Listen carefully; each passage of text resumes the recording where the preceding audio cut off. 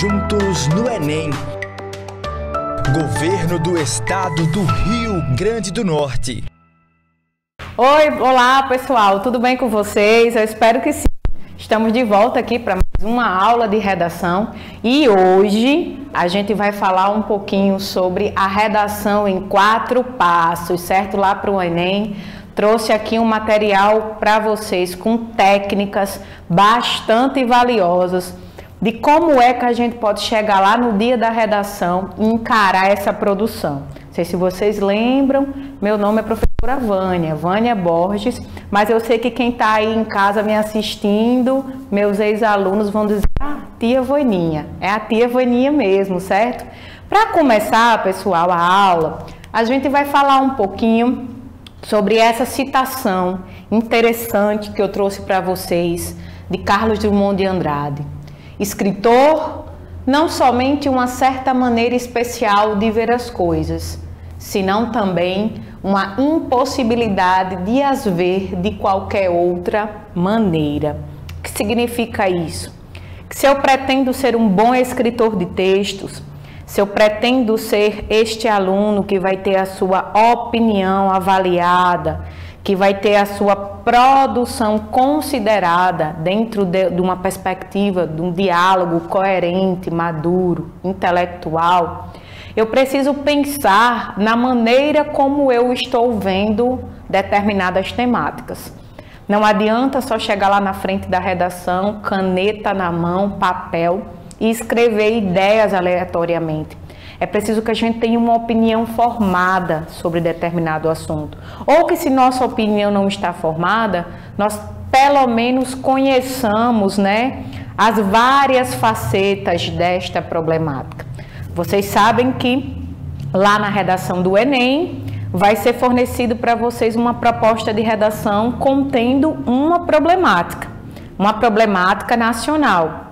E essa problemática, ela pode ser observada, ela pode ser encarada de diferentes perspectivas, É preciso que a gente tenha uma coleção, a gente tenha aí um garimpo de informações. E é por isso que é tão importante que o aluno que vai lá realizar esse exame esteja constantemente lendo, se atualizando, procurando os novos materiais, assistindo jornais, lendo revistas, olhando também pelas redes sociais, porque quanto mais atualizado, e quanto mais recursos históricos você tem sobre esse assunto, melhor vai ser a redação de vocês. Vamos só aqui dar aquela recapitulada. Não sei se vocês lembram lá da primeira aula, quando a gente falou que o texto que é solicitado lá na redação do Enem é uma dissertação argumentativa, Dá aquela recapituladazinha para refrescar a mente de vocês. Um texto dissertativo é o texto que fornece uma opinião. Um texto argumentativo é um texto que comprova essa opinião através de argumentos plausíveis, de argumentos coerentes, coesos, tá, pessoal? Argumentos que podem ser comprovados com um nível de investigação. Não adianta a gente chegar lá no texto e ficar inventando citações, ficar inventando argumentos que não existem, porque a gente vai cair aí no lapso, de escrever uma redação com baixa comprobabilidade. Isso não é interessante. Então, vocês já sabem que vão escrever uma dissertação argumentativa, é importante que nós exercitemos as características desse texto. Expressar a opinião, justificar a opinião através de argumentos, ok? Para efeito de análise, eu trouxe para essa aula de hoje, pessoal, a proposta de redação do Enem de 2015. Quem fez esse exame vai lembrar a persistência da violência contra a mulher na sociedade brasileira, tá? A coletânea, a gente vai ter aqui o recorte da proposta. É muito importante, pessoal, a compreensão e a leitura efetiva dessa proposta de redação, porque a coletânea mais ou menos vai indicar para o aluno, para o escritor que vai ali fazer aquela redação, o caminho da intenção textual, deste recorte textual, desta problemática textual, certo? Vale lembrar que a gente não está falando aqui só de um texto de violência contra a mulher, não é uma proposta que fala somente da violência, é uma proposta que vai tratar da persistência, né? É uma problemática que persiste apesar das políticas públicas que já foram implantadas nos últimos anos. Então, a gente precisa encarar essa proposta dentro dessa perspectiva, né, de persistir. Então, trouxe a proposta, a primeira coisa que a gente vai fazer, depois que leu a proposta lá do texto, que eu li toda a coletânea, a gente não tem tempo aqui para ficar lendo os gráficos, mas é muito importante que vocês leiam esses gráficos, que vocês leiam os textos verbais, os textos não verbais, os textos verbovisuais, né? Isso que são os textos compostos de imagens e também de textos, que vocês façam essa análise colocando as anotações de vocês, os sentimentos de leitura lá na proposta do texto, para então a gente poder prosseguir para o nosso primeiro passo. Qual é o primeiro passo que eu sugiro para vocês depois que a leitura da proposta textual foi feita? Que a gente entenda a proposta e escolha a chave de resposta que eu vou desenvolver essa minha redação. A proposta, ela diz a persistência da violência contra a mulher na sociedade brasileira.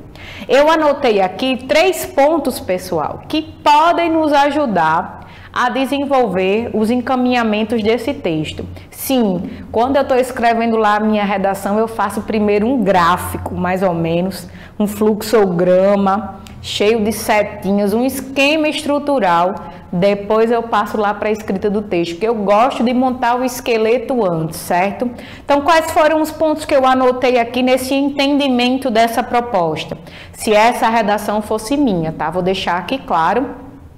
Se fosse eu, a estudante lá, que estou prestando o Exame Nacional do Ensino Médio, e eu tivesse que escrever uma dissertação argumentativa sobre esse tema, o que é que eu escolheria mencionar dentro da minha chave de desenvolvimento?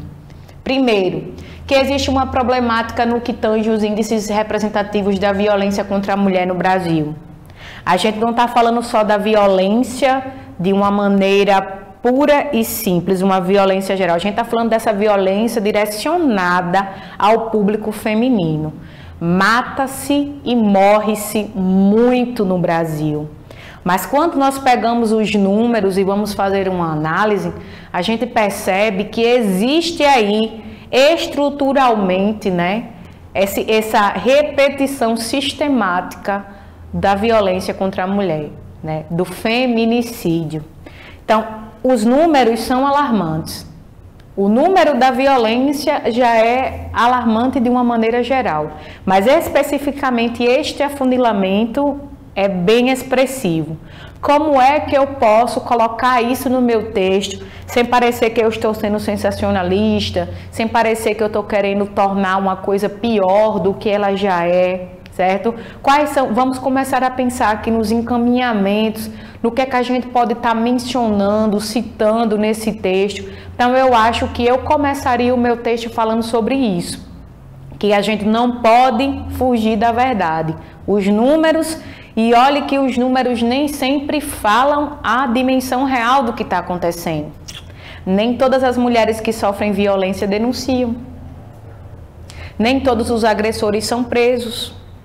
Nem todos os crimes de violência contra a mulher são solucionados, assim como os outros crimes no Brasil. Pare para pensar sobre isso, que os números são apenas uma pequena ponta do real iceberg, que é o problema do feminicídio no Brasil. Outra coisa que eu mencionaria no meu texto seria a questão da persistência, já que essa palavra é a palavra que modifica completamente o sentido de produção da redação. Uma coisa é a gente estar falando de violência contra a mulher, outra coisa é a gente estar falando da persistência. Por quê? Por que depois da política pública, das diversas políticas públicas que têm sido criadas, delegacia de apoio à mulher, a própria Lei Maria da Penha, certo? Por que mesmo com as políticas ainda persiste essa violência? Por que essa violência ainda aumenta exponencialmente a cada ano? Então é algo que a gente tem que pensar, a relação da persistência, da maneira que como essas políticas públicas estão sendo conduzidas. Já adiantando o que vai ser desenvolvido lá na proposta de intervenção, de certa maneira, né? Porque não adianta a gente ter uma política pública, criar a política e essa política não ser avaliada, essa política não ser redirecionada para que os nossos gestores possam observar o que é que está funcionando, o que é que não está funcionando na política. E um terceiro ponto, pessoal, seria a questão dos desafios prioritários dessa problemática, né? Quais são os desafios prioritários quando a gente está falando da persistência da violência contra a mulher? É tornar essa mulher independente, é tirar essa mulher do seio de um lar abusivo, é instruir melhor as nossas meninas, ensiná-las que a independência talvez seja um caminho para fugir das violências emocionais e físicas que talvez ela deva estar sofrendo. São os contextos familiares, onde a escola pode atuar, onde é o alcance de atuação da família, da polícia, né? A gente sabe que a polícia ela vai estar ali para investigar, para receber a denúncia, mas a polícia não pode obrigar a mulher a denunciar, né?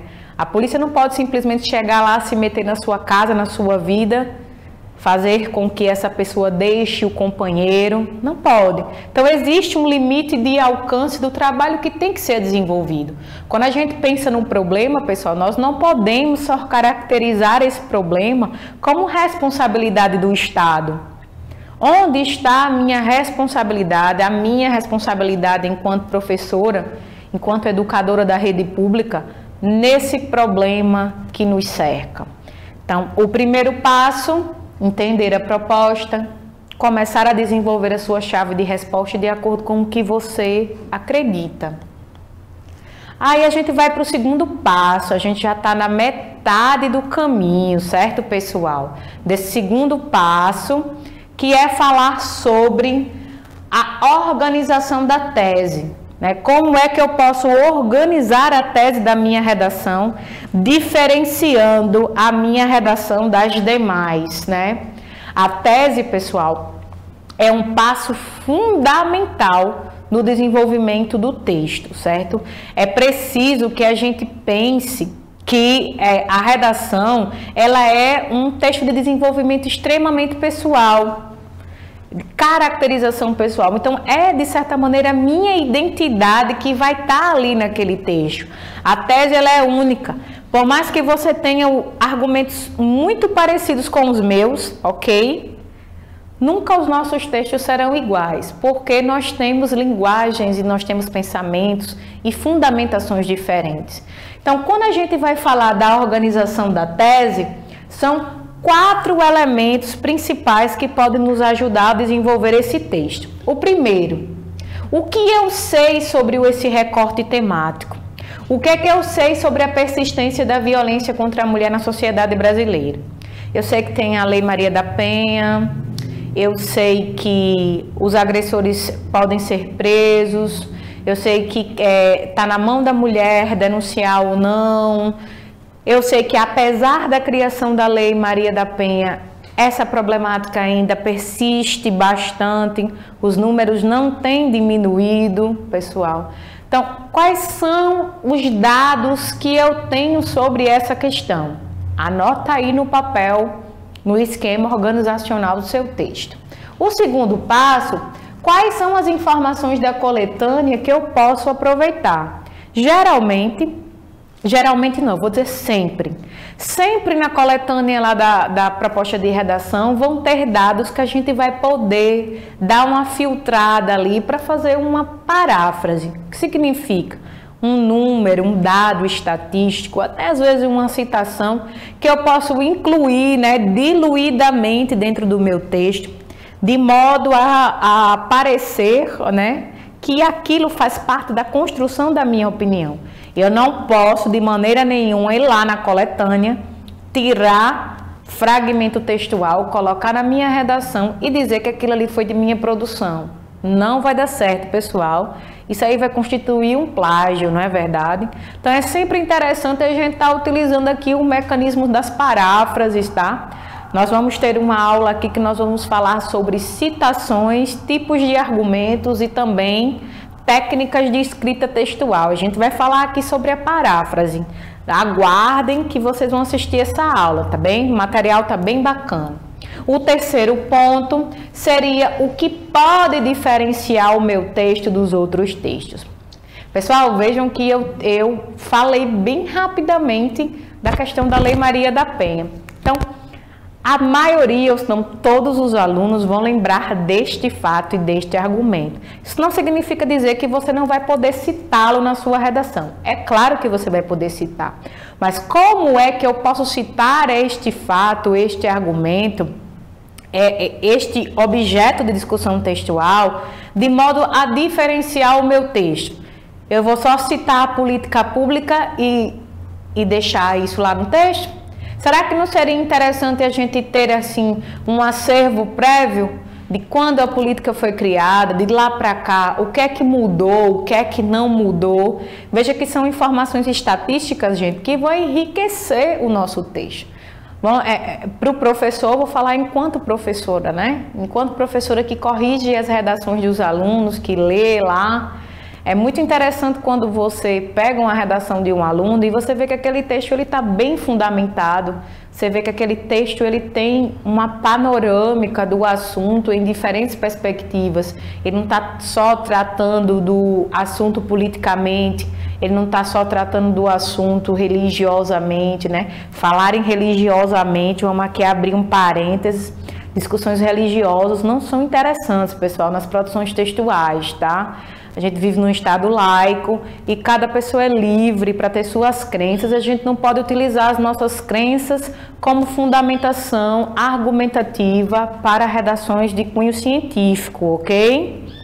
O quarto passo, onde posso ser apelativo, onde eu posso ser crítico, original, franco, irônico. No meu texto, vai ter momentos que eu posso ser mais cruel, jogar a realidade de maneira mais seca. Vai ter algum momento que eu vou poder fazer uma ironia. Quais são os momentos do texto que vai me dar esta possibilidade? Nós temos que pensar isso, pessoal, que um texto ele vai ter espaço para nós utilizarmos a linguagem de maneira bem diversa. Onde é que eu posso ser bem crítico? Onde é que eu posso ser bem apelativo? Onde é que eu posso simplesmente citar o que está posto? Onde entra a minha opinião neste contexto?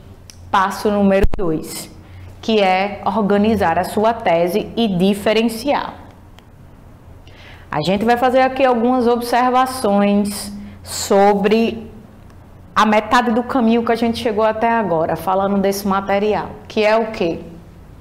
É preciso, pessoal, é preciso que a gente tenha segurança e propriedade no discurso. Se você não acredita no que você está escrevendo, então possivelmente a pessoa que vai ler esse texto também não vai acreditar no que é que você está escrevendo. Então é preciso que a gente tenha essa segurança. Quem acha não tem certeza, não vamos colocar na nossa redação eu acho, tá? Certamente, né, convictamente, mostre para o seu corretor que você sabe do que está falando.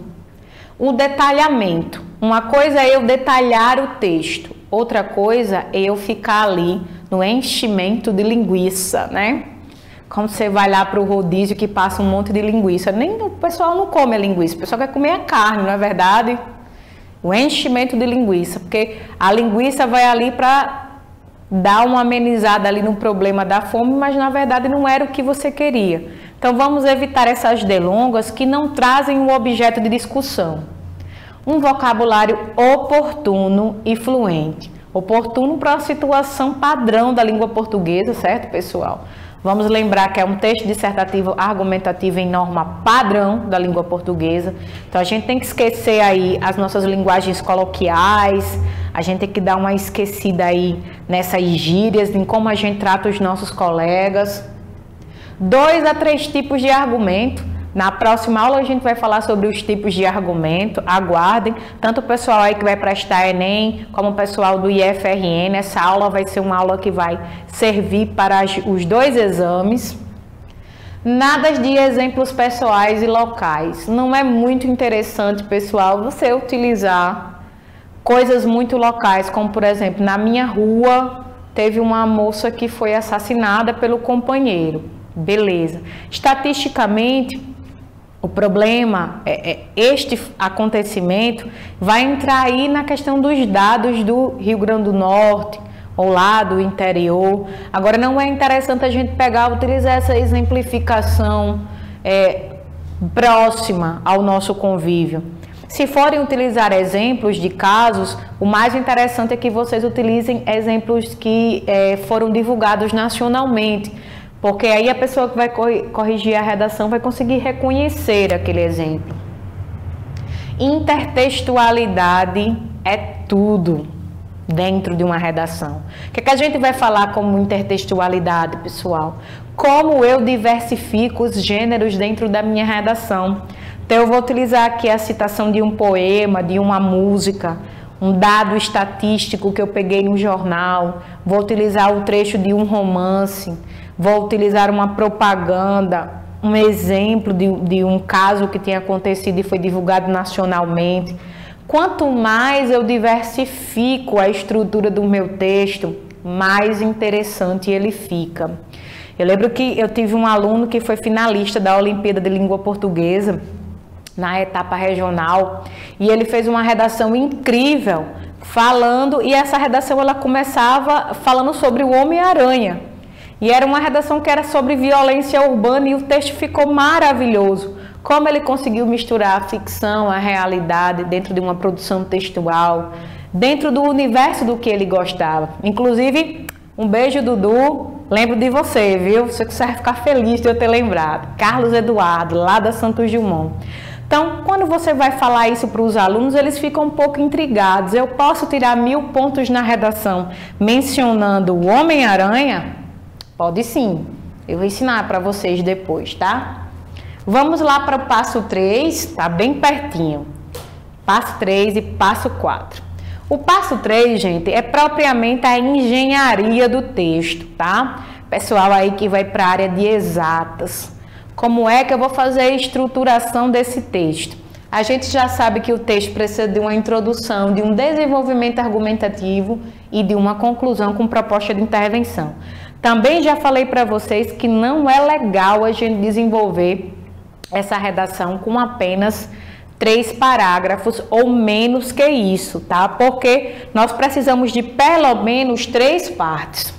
E eu indico para vocês, gente, que o desenvolvimento argumentativo seja feito em pelo menos 2 parágrafos, que é para a gente não reunir tantas informações em um parágrafo só, ok? Então, para a engenharia do texto, o que é que eu coloco aqui para vocês? A definição e a explanação da questão tratada, a apresentação de uma perspectiva crítica. É muito interessante que isso venha na introdução. Para o desenvolvimento, um parágrafo de contextualização e redimensionamento do problema tratado. Um parágrafo de ancoragem argumentativa. Um parágrafo de articulação da sustentação e embasamento. Eu trouxe aqui um exemplo de redação onde a gente vai poder observar isso de maneira mais clara, tá, pessoal? Na conclusão, com a proposta de intervenção, o que é que eu indico? Que a gente faça a reafirmação da postura discursiva dessa tese, a gente reafirme o que é que a gente já colocou, que a gente faça uma apresentação das medidas políticas e ações sociais a serem tomadas, lembrando que nenhum problema é um problema de discussão apenas política. Nada é responsabilidade apenas do Estado, tá, pessoal? Existe a nossa responsabilidade também nas questões a serem tratadas. Nós, enquanto eleitores, nós, enquanto cidadãos que pagamos os impostos, que escolhemos os nossos representantes, nós temos sim responsabilidade em todo esse cenário. O 4º passo, por fim, passando o texto a limpo. Então, depois que eu estruturei tudo, rascunho, gente, sempre essencial e primordial o rascunho da redação, porque quando eu for passar esse texto a limpo, é importante que eu já tenha uma noção de como ele está globalmente. A gente falou das partes individuais, a gente falou dos pequenos detalhes que se somam para juntar, né, e formar esse tecido. O texto, ele é um tecido, né? Ele se entrelaça ali de acordo com as informações que você quer passar para o seu leitor. Então, o que é que eu coloco no passo da dica de passar a limpo? Estética textual é importante, sim. Um texto todo rasurado, um texto todo rabiscado, não é bacana para o professor corrigir, tá, pessoal? Caligrafia é importante, sim. Uma letrinha bonita é um charme, né? Pessoal, aí os meus alunos reclamam muito que eu falo da letra de forma, porque às vezes a gente faz lá a letra de forma porque a gente quer fugir da letra cursiva, a gente quer fugir de ter que dar uma detalhada melhor. Se for utilizar a letra de forma, pessoal, tem que saber que tem que destacar as primeiras letras dos parágrafos e tem que seguir a nomenclatura das normas gramaticais, depois de ponto final, letra maiúscula, um pouco aumentada, né? Os substantivos próprios também. A gente não pode só sair escrevendo as letras em caixa alta, tudo do mesmo tamanho. Então, eu acho que acaba dando um pouquinho mais de trabalho você escrever a letra de forma. Indico que vocês escrevam uma cursiva. Ortografia, né? Aquela revisão ortográfica interessante. A pontuação dos períodos, pessoal. Não façam parágrafos muito longos e também não façam parágrafos muito curtos.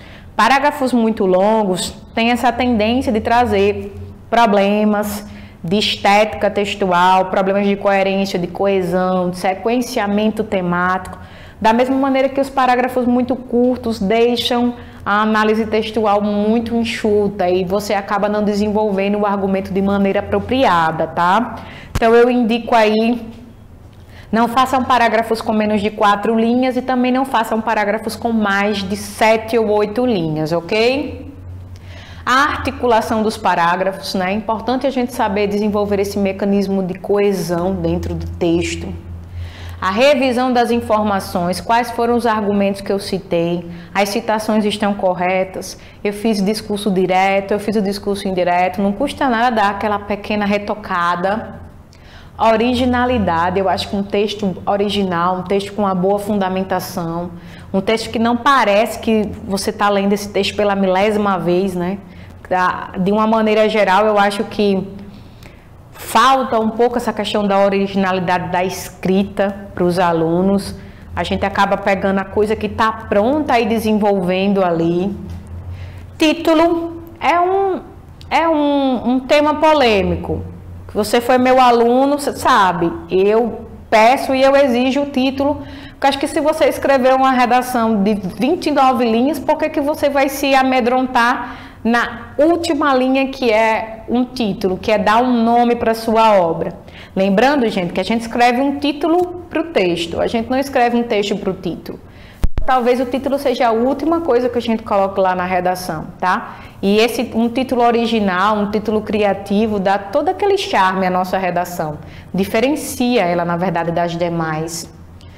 Proposta detalhada, que eu já falei para vocês. E, sobretudo, a confiança no que está sendo escrito. Confiar e acreditar que o melhor está sendo feito e que o melhor vai vir. Não adianta a gente escrever qualquer coisa e esperar que a gente vai ter a melhor nota de uma coisa que você fez de qualquer maneira. Dê o seu melhor e espere que o melhor virá. Recapitulando todas as dicas que nós demos: transformar a proposta temática em pergunta, desenvolver um esquema organizacional do texto, saiba sobre o que você está escrevendo e atente para como seu pensamento está sendo escrito. Atente para os critérios de obrigatoriedade e validação. Vamos lembrar que a redação que foge do tema, a redação que é escrita com menos de 7 linhas, ela não vai ser corrigida, ok? Revise, revise e revise. Concluir sempre com base no que foi exposto. Não adianta eu acrescentar uma informação nova lá na conclusão, se eu não desenvolvi aquilo na tese argumentativa do meu texto. Evitar responsabilizar apenas um setor pela problemática. Não vamos colocar a culpa do problema apenas no Estado, nós temos responsabilidade também sobre as problemáticas que nos cercam. Qual a nossa responsabilidade para com a referida questão? Aí eu penso e eu pergunto para você, qual é a sua responsabilidade enquanto cidadão nessa problemática que nós mencionamos durante essa aula toda? Aqui, pessoal, eu coloquei um exemplo de uma redação para finalizar a nossa aula, que tirou uma excelente nota lá no Exame Nacional do Ensino Médio. Se vocês forem aí na internet e digitarem da teoria prática, redação nota 1000, Enem 2015, vai aparecer esse texto aqui. A gente não vai dar uma lida nele agora, nosso tempo é limitado, mas vocês vão poder observar que esse texto ele vai ter todas as informações que eu mencionei para vocês nos passos anteriores. É uma redação que tem fundamentação, que tem coerência, que tem coesão. O aluno atentou para a revisão dos elementos, ele foi muito original, foi bastante criativo, intertextualizou completamente sua argumentação e apresentou muitas informações de caráter crítico. Proposta de intervenção bastante colaborativa, é um bom exemplo do que a gente deve fazer lá na nossa redação do Enem. Eu espero que vocês tenham gostado da nossa aula de hoje. Lembrando que nossa próxima aula vai ser os tipos de argumento e fundamentação da tese argumentativa. Deixo aqui para vocês, pessoal, esse pensamento que é muito importante. Coisas boas vêm para quem acredita, coisas melhores vêm para quem é paciente. Já o sucesso só aparece para quem não desiste. Eu não sei quem é o autor dessa frase maravilhosa, de ser um autor desconhecido, mas ela é muito importante para o que a gente está fazendo aqui. O sucesso vem para quem não desiste. Não importa como é que tenha sido os seus Enems anteriores, não importa se essa é a sua primeira experiência, é persistir e acreditar que o melhor está por vir. Um beijo no coração de vocês, Jesus abençoe, Nossa Senhora guarde vocês e eu estou esperando vocês aqui para a próxima aula. Juntos no Enem. Governo do Estado do Rio Grande do Norte.